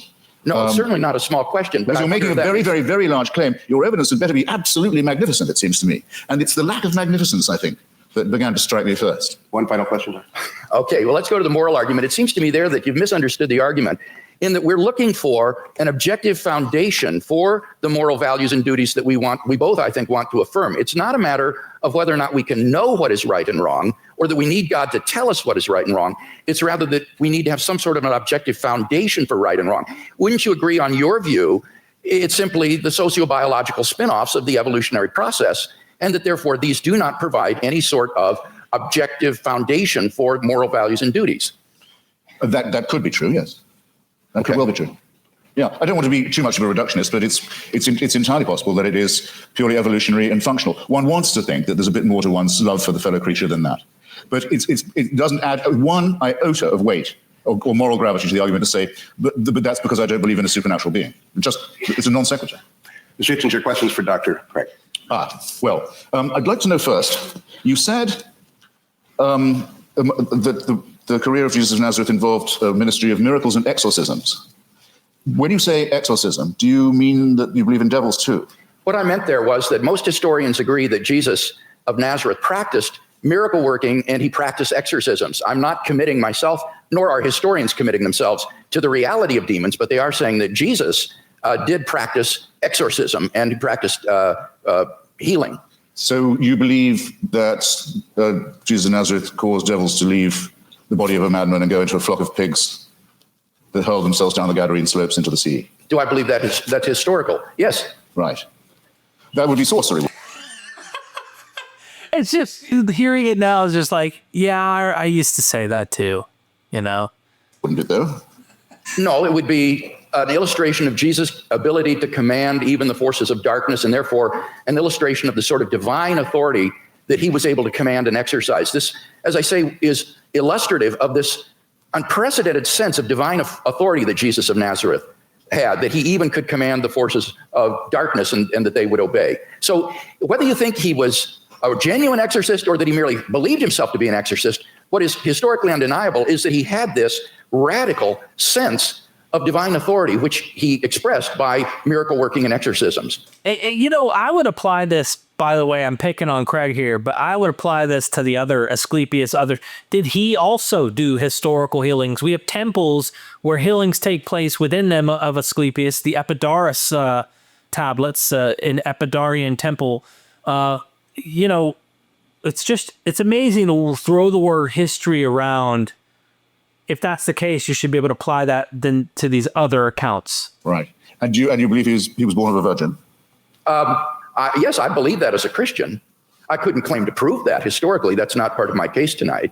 But I as a Christian, I believe that. And I know you believe in the resurrection, but yes, as a matter of biblical, what shall we call it, consistency, it's said in one of the Gospels that at the time of the crucifixion, all the graves of Jerusalem were opened, and all the tenants of the graves walked the streets and greeted their old friends. It makes the resurrection sound rather commonplace in the greater Jerusalem area. That's in the Gospel of Matthew, and that's actually attached to a crucifixion narrative. That's what it said. It says at the time of the crucifixion. Yes, that's right. At the time of the crucifixion, it says that there were appearances of Old Testament saints in Jerusalem at the time. This is part of Matthew's description of the crucifixion scene. Do you believe that? I don't know whether Matthew intends this to be apocalyptic imagery or whether he means this to be taken literally. I've not studied it in any depth, and I'm open-minded about it. I'm willing to be convinced one way or the other. You see, the reason I'm pressing you is this because, we know from Scripture that the pharaohs, the magicians, could produce miracles. In the end, Aaron could outproduce them. But what I'm suggesting to you is even if the laws of nature can be suspended and great miracles can be performed, it doesn't prove the truth of the doctrine of the person who's performing them. Or would you not agree to that? Not necessarily. I think that's right. So somebody could be casting out devils from pigs, and that wouldn't prove he was the Son of God. I think that's right. In fact, there were Jewish exorcists. The only point that I was trying to make there was that this was illustrative of the kind of divine authority that Jesus claimed, especially since he didn't cast them out in God's name, where he didn't perform miracles by praying to God. He would do them in his own authority. So that... All right, cut him off and ask him and say, okay, so Jesus could have died and rose again, and it could have been demonic. It could have been another magic trick, and therefore doesn't prove God just because he rose again from the dead. Jesus exercised an authority that was simply unheard of at that time, and for which he was eventually crucified because it was thought to be blasphemous. Well, it was thought to be blasphemous to claim to be the Messiah, to be exact. The people who got the closest look at him, the Jewish Sanhedrin, thought that his claims were not genuine. So remember, if you're resting anything on eyewitnesses, the ones who we definitely know were there thought he was bogus. But okay, I think I've got a rough idea. Assuming you make that assumption of his pre-existing divinity, that it's a presuppositionalist case, I can see what you're driving at. Well, no, I'm not. I've got another question for you, which is this: how many religions in the world do you believe to be false? I don't know how many religions in the world there are, so could you name? Yeah. Fair enough. I'll see if I can't narrow that down. That was a clumsily asked question, I admit. Do you regard any of the world's religions to be false? Do you regard any of the world's religions to be false preaching? Yes, I think, yeah, certainly. Would you name one then? Islam. That's quite a lot. Pardon me? That's quite a lot. Yes. Do you think it's moral to preach false religion? No. So religion is responsible for quite a lot of wickedness in the world right there. Certainly. Right. I'd be happy to concede that. I would agree with that. So, that leads to, once you see it and you're deconverted, like you're not convinced this thing's real, why people like me are able to do videos and with the whole conviction that you just heard Craig say, if you're preaching a false religion, it's immoral. And so you're trying to educate people so that they can see how human their own religion is. So if I was a baby being born in Saudi Arabia today, would you rather I was me or a Wahhabi Muslim? Would I be? Would you rather it was me? It was an atheist baby or a Wahhabi baby?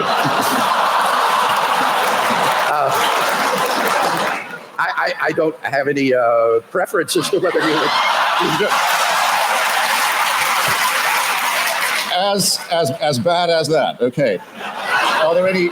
I mean, I've only got a few seconds. It's a serious question. I shouldn't squander it. Are there any Christian denominations you regard as false? Certainly. Could I know what they are?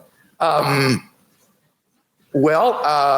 not a Calvinist, for example. I think that certain tenets of Reformed theology are incorrect. I would be more in the Wesleyan camp myself. But these are differences among brethren. These are not differences on which we need to put one another in some sort of a cage. So within the Christian camp, there's a large diversity of perspectives. I'm sure there are views that I hold that are probably false, but I'm trying my best to get my theology straight, trying to do the best job. But I think all of us would recognize that none of us agree on every point of Christian doctrine, on every dot and tittle. Before Mr. Hitchens succeeds in launching another series of religious wars among Christians, let's get to the responses. 7 minutes are each. Dr. Craig, it is your 7 minutes. Okay. And we're going to stop it at the Q&A. I don't see any reason going beyond this into the Q&A.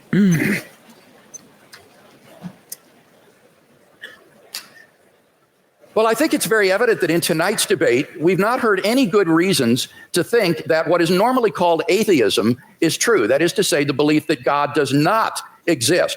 Mr. Hitchens withholds belief in God, but he's unable to give us any argument to think that God does not exist, which is what is called positive atheism. Now, he does mention that the human species has been here for 100,000 years, but I've already responded to that. What's crucial there is not the number of years, it's the population. And only 2% of the population of the earth has existed before Christ. And during that time, God is not indifferent to the lot of those people. Rather, he is preparing humanity, preparing the world for the advent of Christ so that in the fullness of time, Christ would come into the world. And those people who lived apart from Christ, God cared for them as well and provided for them. The Bible says, ever since the creation of the world, God's invisible nature, namely his eternal power and deity, has been clearly perceived in the things that have been made. Paul says that from one man, God made every nation of men, that they should inhabit the whole earth. And he determined the time set for them and the exact places that they should live. He did this so that men would seek him and perhaps reach out for him and find him, for he is not far from each one of us. For in him we live and move and have our being. So that those who lived before Christ were covered by the death of Christ. They were covered by his atoning sacrifice. And God will judge them on the basis of the information that they had in their response to general revelation. Similarly, for those who haven't heard of the gospel yet today, they will be judged on the basis of the information that they do have and how they respond to that. And aren't you glad that you don't have to judge them? You can leave this up to the hands of a just and holy and merciful God who will judge people on the basis of how they respond to the revelation that they do have. So we've not heard any argument tonight that God does not exist. Now, by contrast, I've given 5 arguments to show that Christian theism is true. First, we saw the cosmological argument. Mr. Hitchens has not disagreed with either of the premises of this argument, and so we have good grounds for believing there's a personal creator of the universe. As for the teleological argument, again, he didn't respond to what I said in my last speech with respect to the fine-tuning being well established in science, and that the fact that we're going toward nothingness, as he puts it, is an atheistic assumption, not a Christian assumption, and therefore doesn't do anything to disprove design. Now, what about the moral argument? Here he says that you have to prove that people would behave better if they believed in God. That's not the argument. I hope that's clear to everyone. The argument is that without God as a transcendent foundation for moral values, we're simply lost in sociocultural relativism. Who are you to judge that the Nazi ethic was wrong? Who are you to judge that the ethic of ancient Hinduism was wrong? Who are you to judge that the Afrikaner apartheid is wrong? This is all just the result of sociocultural evolution, and there is no transcendent objective standard apart from God, and that's what God delivers for us. Now, Mr. Hitchens says, name one moral action that an unbeliever could not take. Well, that's trivially easy. If God exists, there are all kinds of moral duties that we have that the unbeliever could not recognize. At the panel discussion last week in Dallas, when Mr. Hitchens demanded that someone name such an action, a pastor on the panel immediately piped up, how about tithing? Well, leave it to a pastor to think of that, but clearly that's an action that only a believer would take. Even more fundamentally, what about the first and greatest commandment? You shall love the Lord your God with all your heart, with all your strength, with all your mind. That is an action that only a believer can take. No unbeliever can discharge even this most fundamental of moral duties. But in any case, all of this is beside the point with respect to the moral argument. The point is that on atheism, there are no moral obligations for anybody to fulfill. Yeah, I get it, especially when you point out that atheism is not trying to give you a whole package of what you must believe or how you must behave.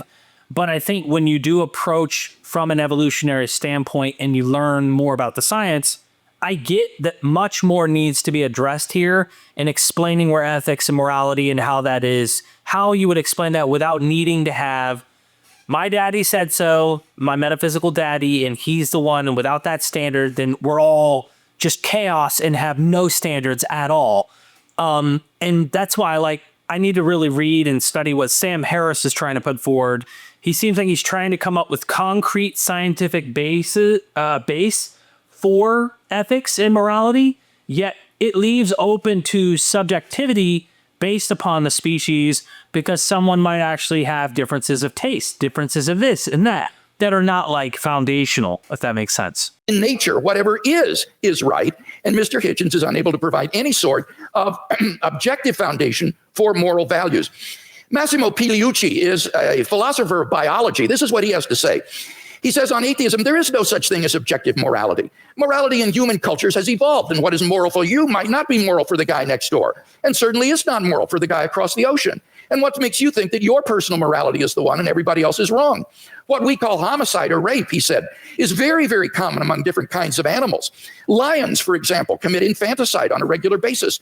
Now, are these kinds of acts to be condoned? I don't even know what that means because the lion doesn't understand what morality is.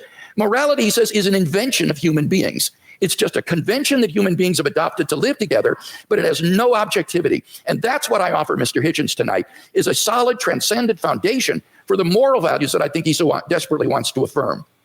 I just have a question in my mind. I'm like, then why do humans also behave the same way these animals do, even though we have the capability of rationalizing about this thing we call morality? But why is it the animals do behave this way and humans also behave this way? Where did that behavior come from? And why do we see this behavior hundreds of thousands of years, millions of years on this planet happen in the process of evolution? Where did this behavior come from? God is the creator. So why are we intrinsically behaving as animals like that all the way to our current state as animals, as primates on this planet, still doing that? It's a different way to try and look at this whole morality question. What about the resurrection of Jesus? Here he misunderstood N.T. Wright's argument. N.T. Wright's argument is not that the success of Christianity means that it's true. That would apply to Islam and Mormonism. Rather, N.T. Wright's argument is that the origin of the disciples' belief that God had raised Jesus from the dead is so un-Jewish, it is so uncharacteristic, that you have to explain what would bring them to adopt so radical a mutation of Jewish belief as belief in a dying Messiah and a rising Messiah. And he says the only thing he can think of that would explain this is the empty tomb and the post-mortem appearances of Jesus. And that's why Wright concludes that these have a certainty that is comparable to the fall of Jerusalem in AD 70. So you've got to get the argument right if you're going to deal with it. And in fact, I think the only explanation of these facts is the one the disciples gave, that God raised Jesus from the dead. Finally, the immediate experience of God has remained untouched. God is real to me. And unless I'm delusional, I'm perfectly within my rational rights to believe in God on the basis of this experience, just as I believe in the reality of the external world or the reality of the past on the basis of my experience. So I think in sum, we've got 5 good reasons for believing that Christianity is true, no reason to think atheism is true, and therefore I think Christianity is clearly the more rational worldview.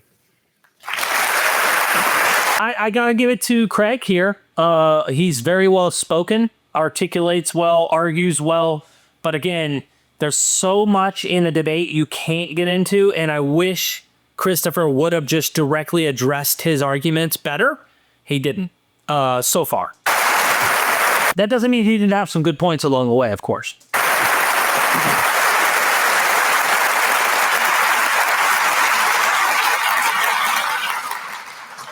I think it's you'll correct me if I'm wrong, it's Tertullian, isn't it, who says something like, it's variously translated, credo quia absurdum, that the very improbability of the thing, the very unlikelihood of it, the unlikelihood that anyone would fabricate such a thing, for example, that a Jew could be brought to believe something so extraordinary, is testimony to its truth. I'm sure there can't be anyone who doesn't think that's a little too easy, a little too facile. I myself, for example, have followed the career of a woman known vulgarly in the media as Mother Teresa, an Albanian named Agnes Rajashu, a Catholic fanatic operating in the greater Calcutta area.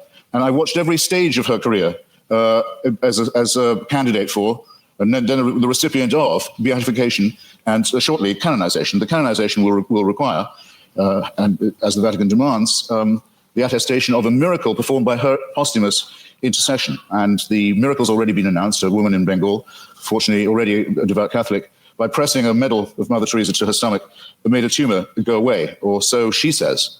All the witnesses to this have since recanted. All the doctors have given a much better explanation of how she was cured of the swelling and the growth and what the medicines were and so forth, but they're still stuck with it. They have to go ahead with this process which will lead to countless untold suffering in India, because it will appear to license the bogus charlatanry of shaman medicine and intercessory medicine rather than the real thing. All of this will have to be gone through, this awful display, in the name of faith. And I just happen to have watched it at every stage, and I can tell you, it's depressingly easy to get a religious rumor started. You can count on an enormous amount of pre-existing credulity. I feel like there's a different debate happening in Christopher's head. So I do agree with the critics who are like, Christopher didn't bring his A game on this one, in terms of addressing the direct things that are being addressed here by William Lane Craig. Just saying, so far. Among illiterate, frightened, ill-educated populations. There isn't a literate, written down, properly attested witness of any real sort in the Gospels. It is, and you may as well admit it and stick to it, because it's... And I'm not saying what he's saying is wrong. He like, it just sounds like he's arguing the points about Jesus specifically, but like all the other stuff that Craig claimed, hey, look, nothing was addressed here. Nothing was addressed. You're not dealing with it. What you're good at, it involves an act of faith. Second, on the matter of my moral question, yes, it's true that Doug Wilson said that the tithing was something I couldn't do, but then, I'm not moving the goalposts here, I don't think I'd regard giving all my money to the new St. Andrew's Church as a moral act. The only challenge that I've had so far that I really couldn't get out of, I should share it with you, was I was told, well, you couldn't do this. You couldn't say, Father, forgive them for they know not what they do. No, but nor could you. As people of faith, you wouldn't dare. It would be blasphemy for you to do it. There's only one person who can do that, even on your account. So with respect, ladies and gentlemen, I think both my challenges stand. It hasn't been shown that I couldn't be a moral person despite my unbelief, and it has certainly not been demonstrated that unbelief will guarantee you against, the belief will, I'll say it again, that unbelief will ensure you against wickedness. You mentioned things like apartheid and Nazism. Well, let me just run it by you. Partly this often comes up because people say, what about the crimes and wickednesses of the secular world? The apartheid system in South Africa was actually a creation of the Dutch Reformed Church. It was justified theologically as the giving of a promised land to one Christian religious tribe, in which everyone else was supposed to be hewers of wood and drawers of water. It wasn't until the Dutch Reformed Church, under pressure, agreed to drop their racist preachments of many years that the apartheid system could be dismantled. The dictatorship in Greece in 1967 to 74 was proclaimed by the Greek Orthodox Church as a Greece for Christian Greeks. The Russian Orthodox Church at present, maybe this is one of the churches you don't recognize as Christian, I don't know, but it's currently become the bodyguard of the Vladimir Putin dictatorship in Russia. They are now producing, the Russian Orthodox Church, actual icons with halos around them of Joseph Stalin for distribution to extreme Russian nationalists and chauvinists for whom the church has become the spiritual sword and buckler. In Nazi Germany, prayers were said every year on the Führer's birthday. by order of the churches for his survival and well-being. The first concordat signed by Hitler and by Mussolini in both cases was with the Vatican. If you take out the word fascist from any account of the 1920s and 30s, any reputable historical account, and you insert the words Christian right wing or actually Catholic right wing, you don't have to change a word of the rest of the sentence. And the third member of the Axis, the Japanese Empire, was led by someone who actually claimed he was himself a god, and to whom everyone in Japan was a serf and had to admit his godhead and divinity. And it was said to all of them, where would we know without the emperor? How would we know what to do? How would we know what a right action was? Without him, there would be screwing in the streets. There would be chaos. No one would know their bearings. Without our God, we would be rudderless. Many Japanese people, in fact, it's pitiful to report, still actually believe that. Now, I want to say, in other words, that religion is the outcome of unresolved contradictions in the material world. That if you make the assumption that it's man-made, then very few things are mysterious to you. If you make the assumption that religion is man-made, then you would know why, it would be obvious to you why, there are so many religions.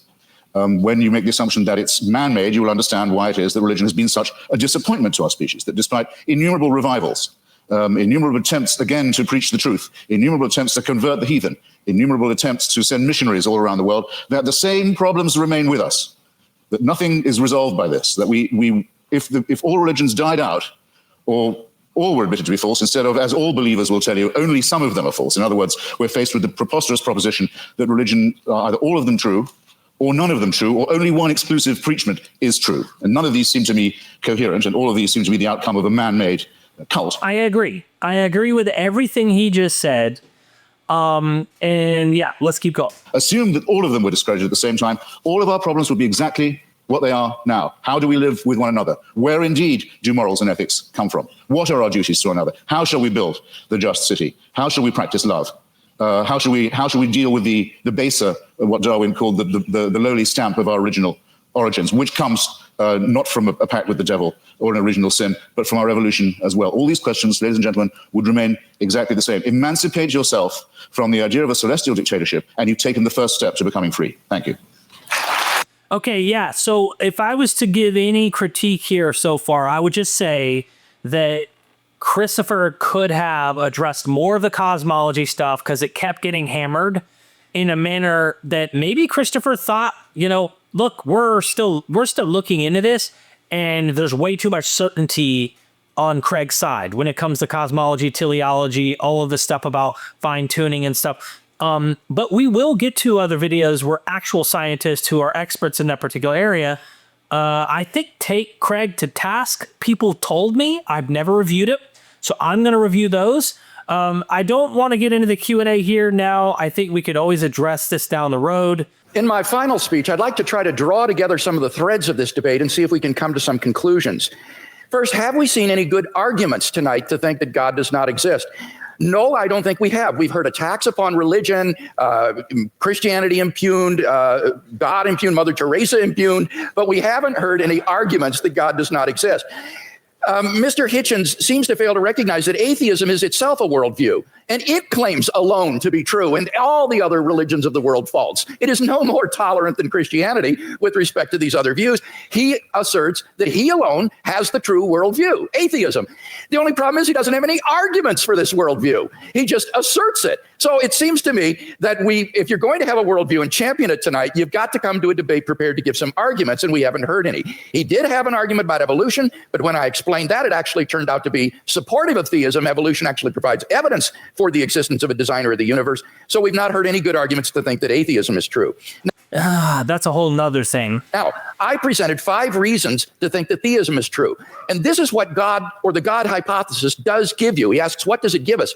It explains a broad range of human experience: philosophical, ethical, scientific, historical, experiential. I find the attraction of the God hypothesis is that it is so powerful in making sense of the way the world is. For example, the God hypothesis explains the origin of the universe.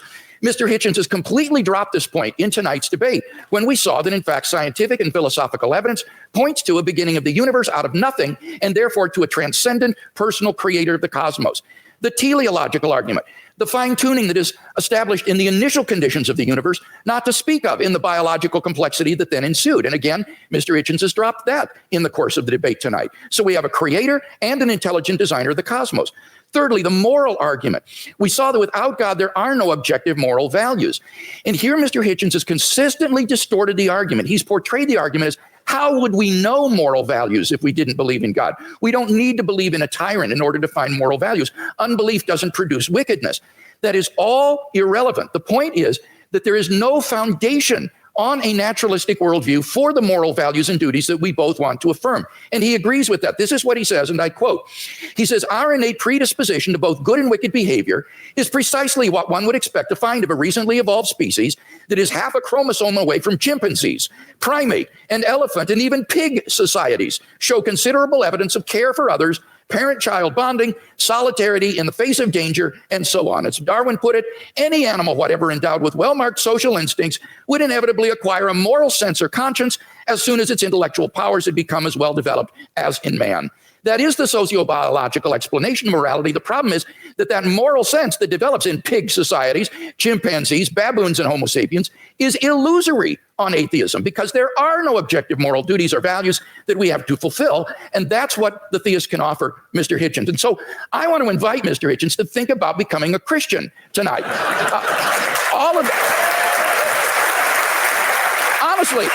Honestly, if he is a man of goodwill who will follow the evidence where it leads, all of the evidence tonight has been on one side of the scale.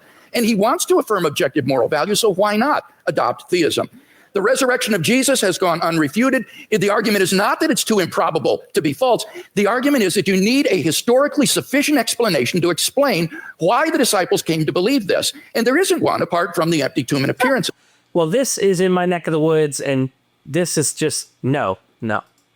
It's not a matter of rumor, because the empty tomb was public knowledge in Jerusalem. It would be impossible for Christianity to flourish in Jerusalem in the face of an occupied tomb.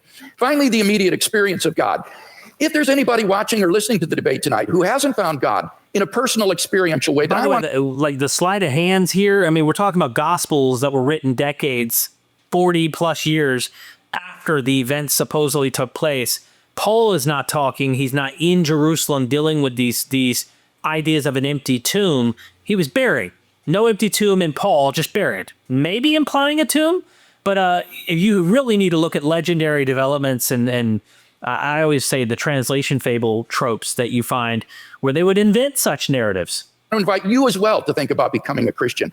I became a Christian as a junior in high school, and it changed my entire life. And I believe that if you'll look into it honestly with an open mind and an open heart, that it can change your life as well.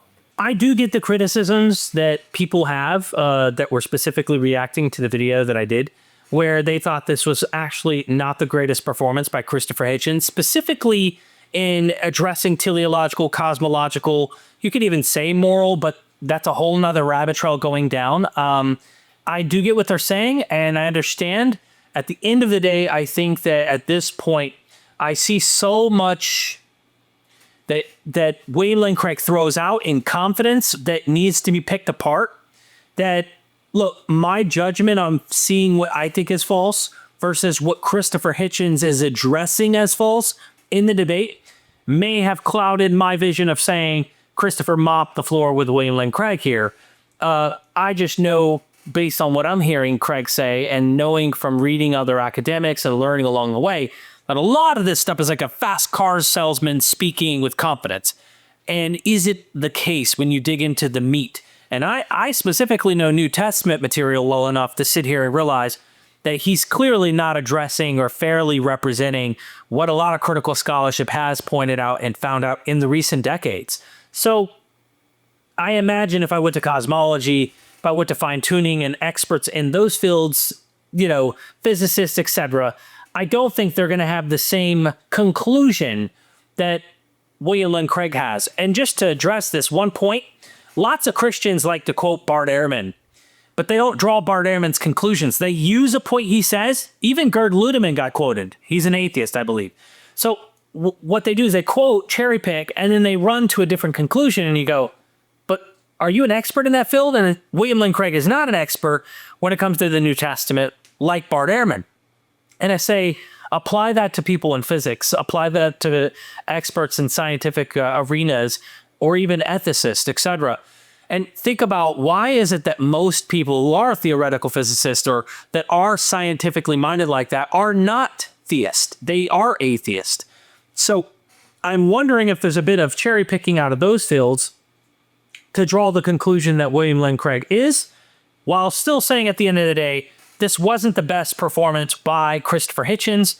While I still agree with Christopher's arguments he was bringing forth, it didn't address in a debate fashion some of the arguments William Lane Craig brought up, and that's unfortunate. So let me know if you enjoyed this reaction and this debate. What are your thoughts? Am I missing something? Did Christopher bring something I didn't see that really is overwhelming against William Lane Craig? Or am I being too nice here? Let me know. Hit that subscribe button and check the bell so you're notified every time we have a new video come out. Like the video, comment down below. I'm looking forward to hearing what you have to say. And until next time, see you then.